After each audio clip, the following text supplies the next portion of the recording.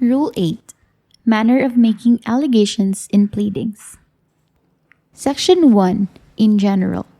Every pleading shall contain in a methodical and logical form a plain, concise, and direct statement of the ultimate facts, including the evidence on which the party pleading relies for his or her claim or defense as the case may be. If a cause of action or defense relied on is based on law, the pertinent provisions thereof and their applicability to him or her shall be clearly and concisely stated. Section 2. Alternative causes of action or defenses. A party may set forth two or more statements of a claim or defense, alternatively or hypothetically, either in one cause of action or defense, or in a separate causes of action or defenses.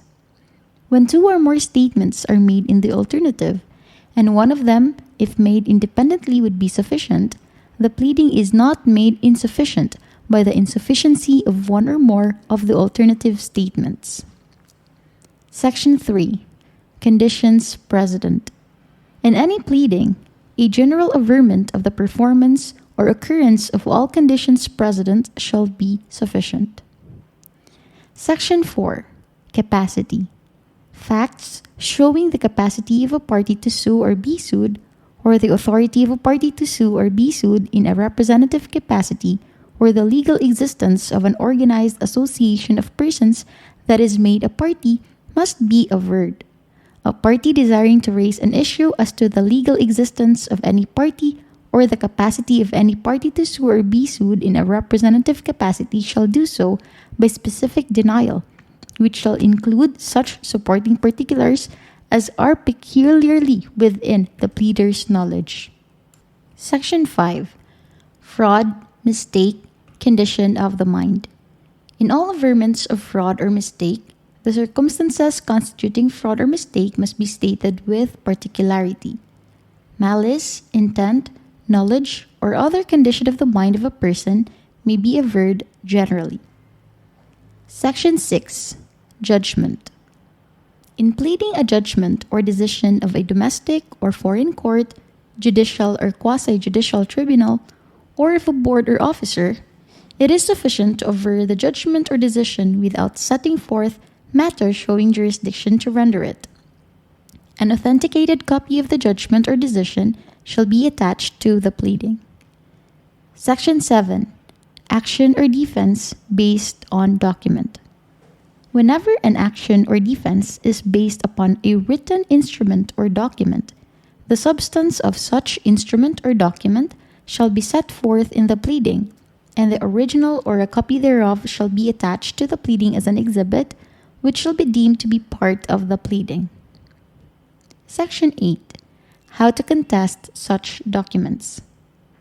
When an action or defense is founded upon a written instrument or attached to the corresponding pleading as provided in the preceding section, the genuineness and due execution of the instrument shall be deemed admitted unless the party, under oath, specifically denies them and sets forth what he or she claims to be the facts.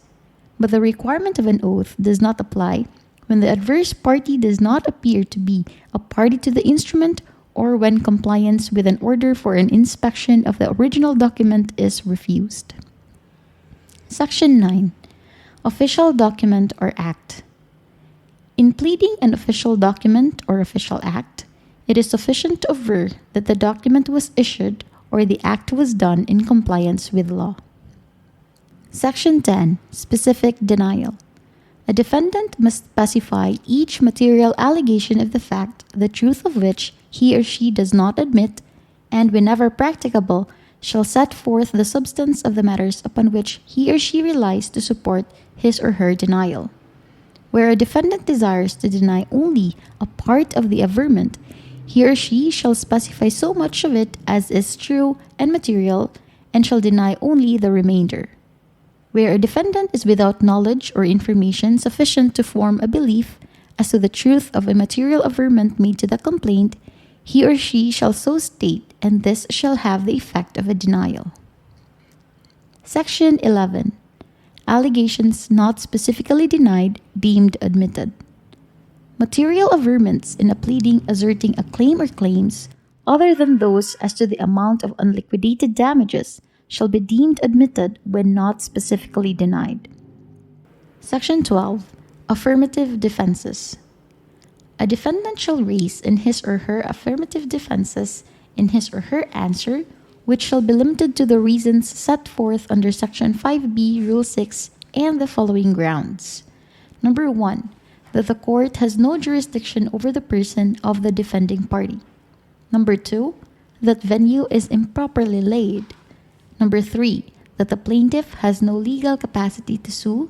Number 4. That the pleading asserting the claim states no cause of action. And number 5. That a condition precedent for filing the claim has not been complied with. Failure to raise the affirmative defenses at the earliest opportunity shall constitute a waiver thereof. The court shall more appropriately resolve the above affirmative defenses within 30 calendar days from the filing of the answer. As to the other affirmative defenses under the first paragraph of Section 5B, Rule 6, the court may conduct a summary hearing within 15 calendar days from the filing of the answer. Such affirmative defenses shall be resolved by the court within 30 calendar days from the termination of the summary hearing.